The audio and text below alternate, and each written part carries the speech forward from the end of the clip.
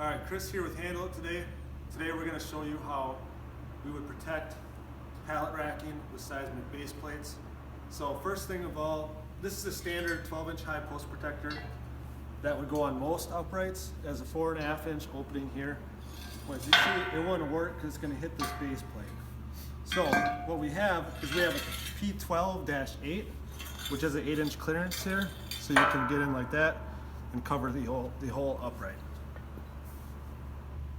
Now one thing you'll notice here, this is quite a bit bigger. It is sturdy because it does have 4 anchor points on it, but you do get into the aisle a little bit. So if you want a cheaper solution, you could go with this raised one.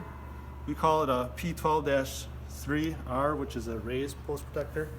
Notice this is raised up, so it's even with the base plate, and you have 2 anchor points in the front.